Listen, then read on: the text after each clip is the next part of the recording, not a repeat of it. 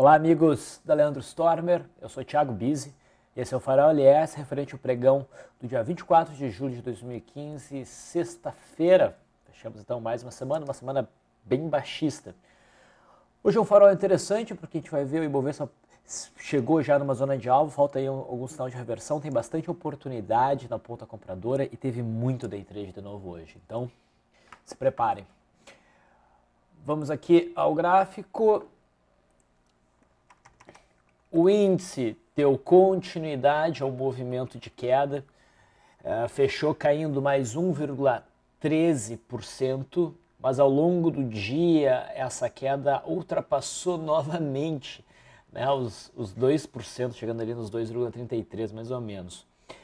Conseguiu se recuperar um pouquinho no final, mas não o suficiente para ocorrer a formação de um candle de reversão, que deu uma conotação altista para o comecinho da semana que vem.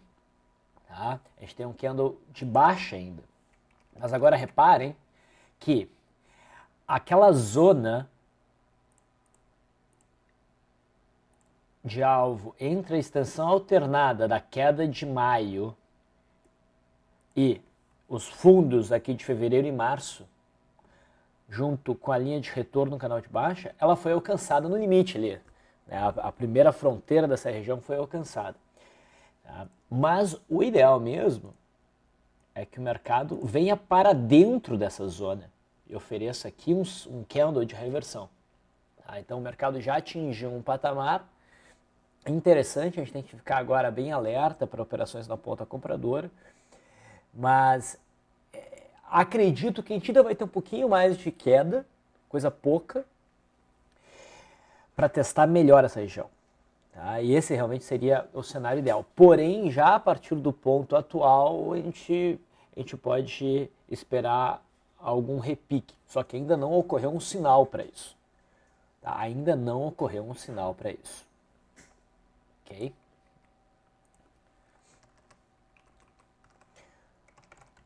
Esse é o gráfico do futuro. No futuro, a gente tem um candle com uma cotação um pouquinho mais altista, tá? Mas não vejo como uma entrada segura. Tá? É o cenário apenas onde a gente fica mais esperto no gráfico intradiário para aproveitar brechas altistas, setups que ofereçam compra.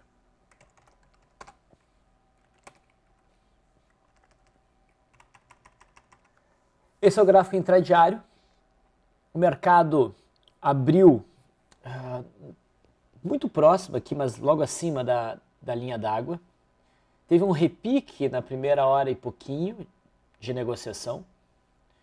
Alcançou a média móvel de 21 períodos, cedeu e no candle das 10h45 nós tivemos o rompimento da linha d'água, gerando então uma operação na ponta vendedora. O mercado caiu mais 1 e pouquinho por cento, isso cumpriu o alvo por volatilidade, o alvo também pelo método Leandro, e depois, por rompimento de média móvel de 9, eu tive o encerramento da operação aqui. Tá? Não houve uma brecha para entrar nesse repique aqui no final do pregão. Certo? Então, a única operação que a gente teve realmente aproveitável foi esta venda. O mercado americano,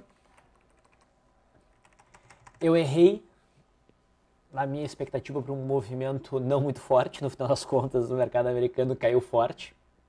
Né?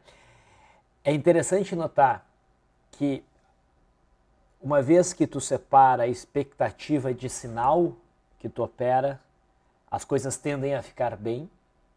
Né? Então, houve uma sinalização mais segura de compra no mercado americano na superação dessa máxima. A gente teve alguns dias de alta, se alcançou aqui o topo anterior. Talvez tenha sido possível algum tipo de RP. Vamos pegar aqui. Seria 10%, então 10% de 10 vai ser algo de 1% de alta. A gente chegou muito próximo, 0,88% de alta. E depois o mercado virou. Eu tenho aquela regra que quando o mercado chega muito próximo do que seria RP e forma aí algum candle de reversão, eu ajusto o stop para aquele candle pelo menos no ponto de entrada, o que faria com que num movimento de queda como esse, a gente está aqui falando em teoria, porque eu não opero diretamente o gráfico do Dow Jones, né? Eu tivesse saído ou com algum lucrinho ou no 0 a 0. Se eu não seguisse com essa regra, né, se eu não trabalhasse com essa regra, bom, daí o meu stop teria sido mais doloroso na perda dessa mínima, mas ainda estaria dentro das regras. Tá? Eu esperava para o pregão de hoje entrada de pressão compradora pela zona em que o Dow Jones fechou ontem, né, testando esses topos e testando a média móvel de 200. Não aconteceu. Não teve um padrão no intraday que indicasse isso para que, teoricamente, eu pudesse me aproveitar dessa expectativa, confirmar e me aproveitar dessa expectativa. O mercado afundou. E muitas vezes, isso é interessante entender, que quando o mercado está num ponto onde ele deve fazer algo e ele não faz esse algo, tá? O mercado se espera um repique, tem argumentos fortes para um repique, esse repique não acontece, o oposto pode acontecer com muita força, né? Pela frustração daqueles que tentaram se antecipar. Tá? Então, não é nada espantoso esse candle forte, queda do Dow Jones hoje. E o que eu havia falado é que se não houvesse um sinal de reversão aqui, o ponto interessante para acontecer um sinal de reversão seria aqui. Então ainda há um pouco de espaço para o mercado americano cair para que ele possa gerar uma entrada, chegar num ponto onde uma entrada seria bacana. Tá? E se chegar lá e não oferecer uma entrada, um sinal bom, daí não se opera. Essa é a filosofia de tradear o mercado. Eu sei que me delonguei um pouco aqui no gráfico do Dow Jones e não é nosso principal objetivo, mas eu acho interessante fazer essas colocações de vez em quando.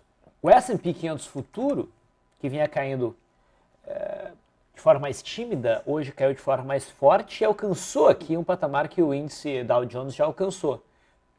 Tá?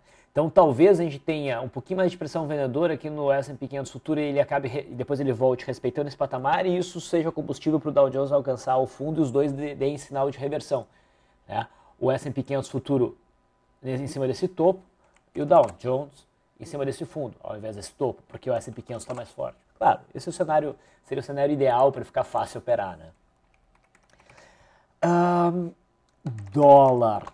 Então, ontem nós vimos, né, que o dólar ficava num cenário um pouco dúbio na minha percepção, porque apesar de no gráfico ajustado do dólar a gente está tendo um rompimento de resistência, o que abre espaço para o mercado vir buscar o topo aqui no final de março, no gráfico sem ajustes, a gente estava exatamente em cima daquela resistência. Então o ideal seria uma correção para depois o mercado romper.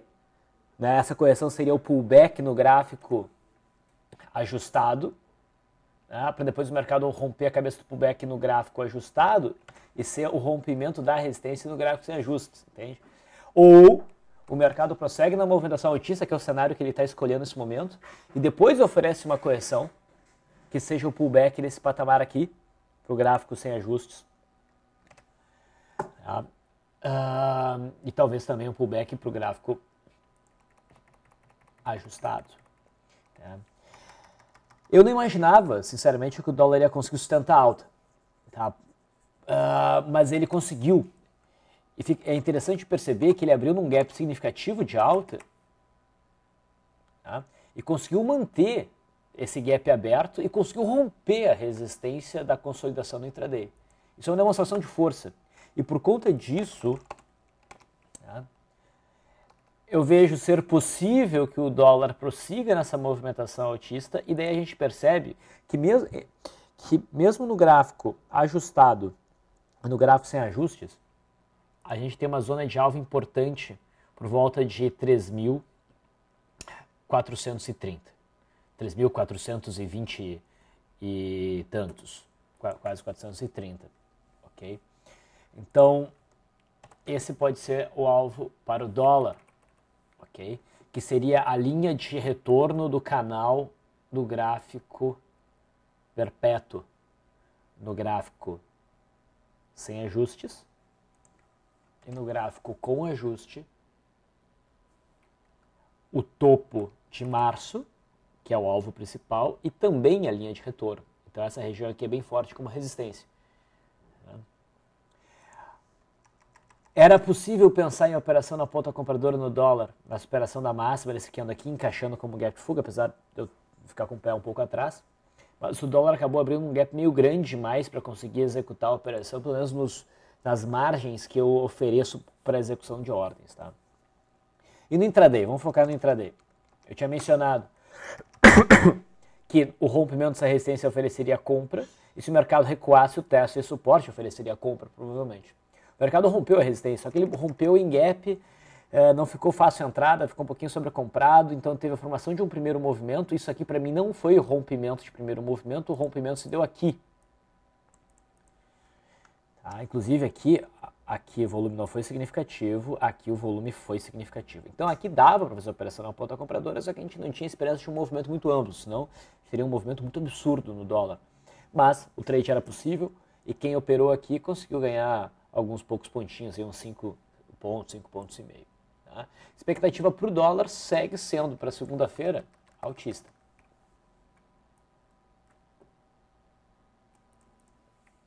E o juro? Bom, o juro deu continuidade a um forte movimento de alta, rompendo aqui a média móvel de 21 períodos, e o alvo ainda é esse topo de março e o topo de junho por volta dos 14.100 pontos. A gente acertou na mosca aqui a reversão do juro. Vamos seguir então aquela lista de papéis. A Vale fecha abaixo das mínimas recentes da consolidação que ela vem apresentando. Não vejo nisso um sinal forte para trade. Como vocês sabem, em torno de 14, a gente tem entre 14 e 13,70, a gente tem uma zona importante de suporte pelo fundo lá de 2008, enfim, vários fundos, na verdade. Então eu espero que a Vale vá muito longe. Alguns podem interpretar isso aqui como rompendo de um maço bandeira, e se fosse querer fazer essa operação, eu operaria pela perda mínima. No intraday, a Vale hoje ofereceu um trade bacana, rompimento de linha d'água, como também a favor do viés dava para operar, bandas estreitas se abrindo. Foi um trade fácil, finalizado neste kicking, que é o nome desse padrão aqui, que é quase um engolfo de alta. Tá? A operação nessa máxima era para encerrar e depois disso não teve mais nada a ser feito. Petrobras veio beliscar essa zona de suporte de gap, tá? Ficou aqui nos R$10, forma um candle de conotação altista, apesar dele ser um pouquinho pequeno, ainda preto, não é o sinal mais forte, eu gostaria que ele fosse um candle um pouco mais amplo e branco. O volume também poderia ser um pouco melhor, foi um pouquinho abaixo da média, mas está numa região importante, com uma grande distância dessas médias. Também temos aqui algo muito próximo de uma extensão alternada sendo cumprida, deixa eu ver. Podia cair um pouquinho mais para ser mais preciso, tá? Mas no meu olho já é o suficiente. Então o papel se enquadra numa operação de compra se houver superação da máxima, mas não pode receber uma nota ótima. É um C+, quase um B. Aqui é um bom ponto para uma reversão em PTR4. Na PTR3 a gente não tem um candle muito favorável e teria um pouquinho mais de espaço para cair. Tá? Então o foco teria que ser a PTR4. No intraday ela não gerou nada muito significativo. Tá? Então esse papel merece atenção. Siderurgia, Gerdau segue caindo, não bateu ainda no suporte, deve bater nos próximos dias, seguindo o movimento de queda. Mas ofereceu um bom day trade, rompimento de linha d'água junto com barra elefante, bateu no alvo no finalzinho do dia, na mínima do dia. Ofereceu uma boa queda de 2,3%. Essa foi a média dos movimentos hoje. CSNA também deve seguir em queda, não acreditem num repique aí, é um ponto pobre para operações de repique, a não ser que surja uma no semanal. Se aparecer um sinal de repique no semanal, daí é outro departamento, é outra história, por enquanto não. Também ofereceu um rompimento de linha d'água, acionado aqui, e apesar de ter caído 2,25%, a RP era 2, desculpa, não necessariamente a RP, mas o alvo por volatilidade, onde muitos costumam fazer RP e onde eu no meu modelo ensino a fazer RP. Seria 2,4, quase chegou lá. Pô, mas quando tu vê esse doji fora da banda, em cima desse suporte, e chegando praticamente no alvo, o que tu faz? Tu protege a posição. Tá? Os Minas parece estar finalizando o processo de pullback desse rompimento, não é papel para comprar, mas já me parece um pouco fora do timing para vendas, tá? Apesar da perda mínima de hoje, na segunda-feira, permitir, teoricamente, vendas.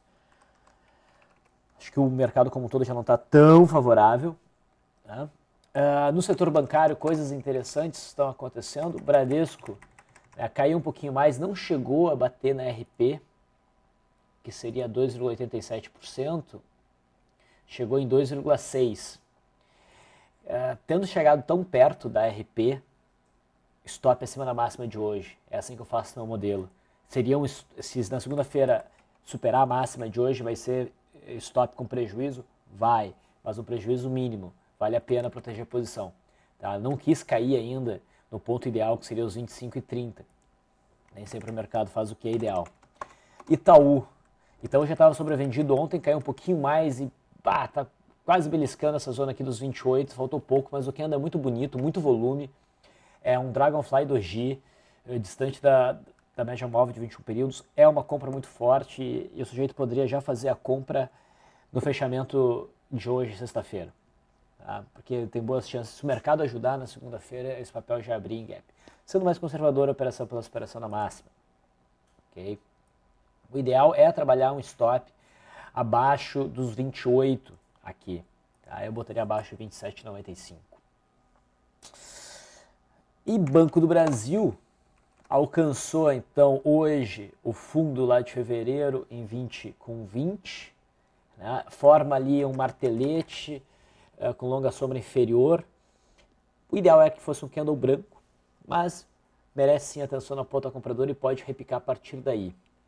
No mínimo, a gente quer acompanhar esse gráfico no intraday. Tá? Todos esses papéis do setor bancário não geraram operações claras no intraday hoje. Tá? Caíram sem sinal significativo e repicaram sem sinal significativo. Vamos a outros papéis. A NIM3 faz um BB abandonado, distante da média móvel de 21 períodos. Está meio que no vazio. Tá? E por estar meio no vazio, o fato de ter tido volume só na média é um sinal meio ruim. Tá? Então não posso considerar esse um trade muito bom. A gente tem um afastamento de 17%, uma volatilidade de 43%, dá um índice de afastamento de 39,5%, 40%. É significativo. Mas é um papel que eu prefiro olhar pelo intraday, tá? Para buscar algum tipo de reversão. E na verdade, esse é mais um daqueles casos onde o papel tende a um movimento forte para um lado ou para o outro no pregão da segunda-feira, seja acionando a operação para cima ou frustrando essa operação, perdendo a mínima de hoje. Arezzo, que não é um papel de lá muita liquidez, faz um sinal de retorno na média interessante. A gente tem um candle sólido totalmente fora da banda inferior de Bollinger, com volume acima da média, uma boa distância para a média móvel de 20 períodos, o índice de afastamento está em 50. Então é um trade legal, daí é para fazer a operação já no fechamento de hoje, com stop abaixo de 20, idealmente. Por que aqui daria para fazer a operação sem o acionamento? Porque a gente está com o índice de afastamento enorme e completamente fora da banda de Bollinger com belo volume.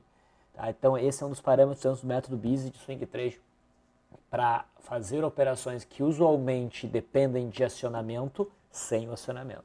Mas daí vai do gosto de cada um. Né? Sem acionamento, o risco é sempre um pouquinho maior. Tá? Também potencializa os ganhos. Por outro lado, né?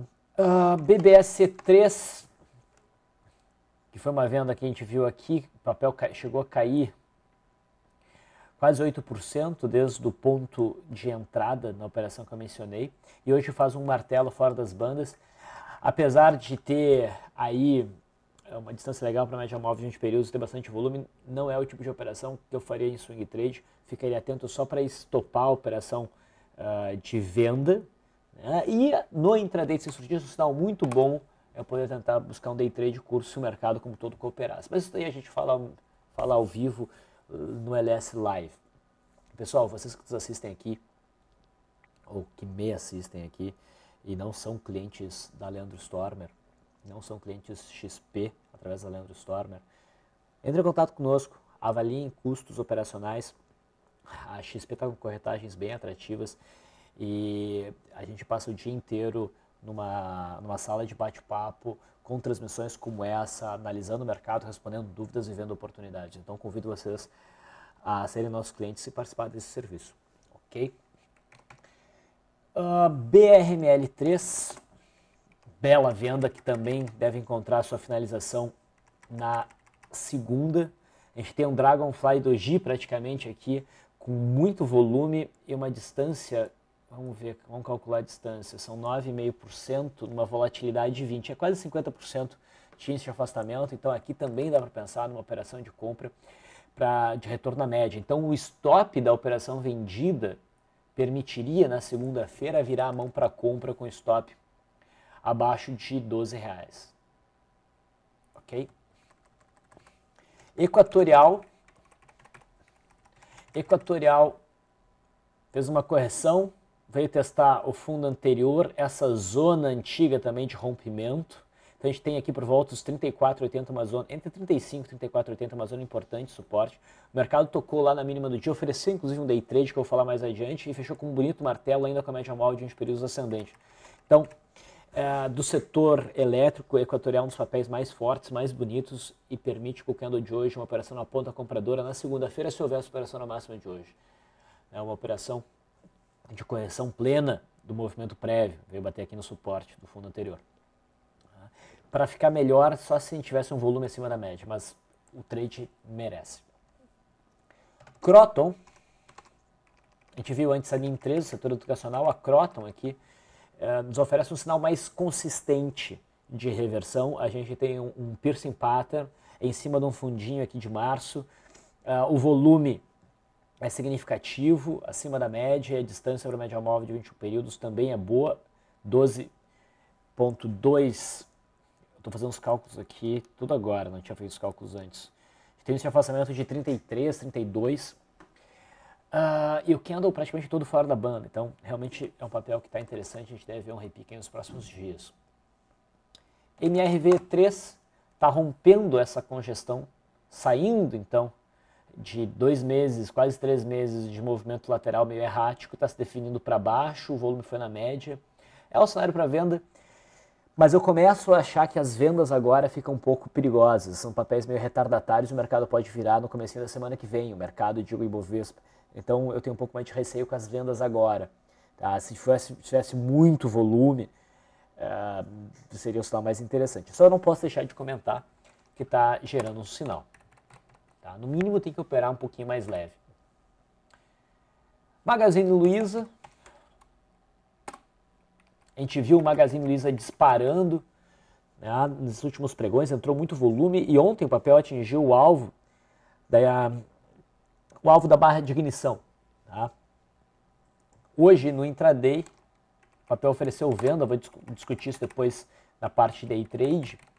E no final das contas o papel fechou com Twin Towers, com uma barra elefante baixista, tudo indica venda e muito volume.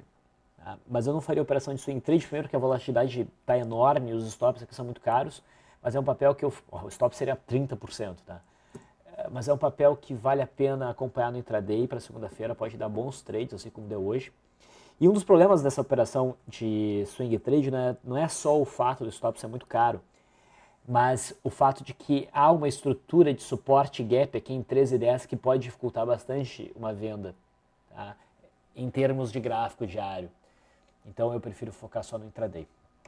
O IBR13 e o IBR4 vem rompendo um suporte importante e caindo no vazio. Lembre que quando o papel fez o agrupamento em dezembro, criando esse gap artificial, a gente bateu bastante na tecla. Cara, agrupamento serve para vender papel tosqueira. O IBR é tosqueira. A memória de mercado tende a trazer o papel a fechar esse gap, trazendo os preços de volta para 1,15. Pode demorar, mas isso aqui tende a acontecer. E o que está acontecendo agora, rompendo esses fundos, rompendo a média móvel de 200 e com muito volume, é sinal de que, pô, tem gente jogando a toalha aqui. Então o papel pode acelerar a partir de agora. Tá? A gente já mencionou uma venda possível na perda da mínima de ontem no pregão de hoje, isso no farol de ontem. Isso está acontecendo. E era um papel que a gente sinalizava para ficar atento para oportunidades intradiárias, para operar na ponta vendedora, e tanto o IBR4 quanto o IBR3 ofereceram essa brecha por barra elefante. A gente vai ver depois. RADL3, papel que está muito forte, está andando de lado, tem suporte aqui nos 41,30, testou esse suporte hoje junto com a média móvel de 20 períodos, tem volume sólido e forma um doji de cotação altíssima, a superação da máxima de hoje abre espaço para uma alta em busca dos 44,20. Papel bem simpático nesse sinal de hoje. Smiles, nós acompanhamos Smiles, né, os sinais de compra por aqui, o sinal de exaustão do movimento aqui, confirmado aqui, e que, aí errei de novo, né, eu via uma venda aqui como sendo muito perigosa, porque o papel tinha boas chances de segurar no topo anterior. No pregão aqui do dia 22, ele mostrou que não era o caso, né, então eu errei, isso não significa prejuízo, apenas perdi o ganho de uma venda, mas eu achava realmente perigosa. E hoje o papel alcançou a resistência a essa congestão de junho que foi rompida para cima, tá? E formou um sinal de reversão ainda com a média móvel de 21 períodos ascendente. Tá? Como tem bastante espaço até esse ponto que foi perdido, que deveria ter sido segurado como suporte, dá para buscar um tradezinho curto. Eu não acho que o ideal seja swing trade, eu faria operação de day trade se surgisse uma brecha, então é um papel para ficar atento. E a Velid, para finalizar aqui os papéis que mais chamaram a atenção em termos de swing trade, a Velid, a gente mencionou que poderia ser trabalhada uma compra na superação dessa máxima, que ela teria clareado o cenário para dar continuidade ao movimento de alta mais longo, mas o papel acabou sofrendo com essa queda absurda do índice e beliscou essa mínima aqui, que é onde estaria posicionado o stop, se tem um stop automático que foi estopado. O candle de hoje se recupera e permite uma reentrada na superação dessa máxima. Tá? Tem volume sólido, se quer manter posição em Velid, que tem uma tendência de alta boa, é bom reentrar no papel e trabalhar o stop abaixo dessa mínima. Se ocorrer stop de novo, abandona o ativo, porque daí ele vai provavelmente passar um período em congestão. Ok?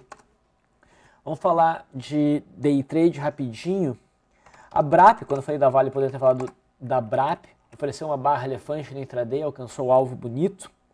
CETIP ofereceu uma operação de retorno na média aqui, ela não evoluiu suficientemente e pela média móvel de 9 gerou stop aqui apenas. Se tu quis abraçar o risco e manter o stop original, tu conseguiu sair, talvez com alguns centavinhos no lucro, mas basicamente no 0 a 0. Equatorial foi um papel que me chamou mais a atenção para um trade de retorno na média, foi uma questão até um pouco de feeling, porque não estava tão bem enquadrado e o trade conseguiu fluir muitíssimo bem, ofereceu aí quase 3%, que para Equatorial, que é um papel do setor elétrico, é muito. Então foi um trade bacana que a gente conseguiu acompanhar junto.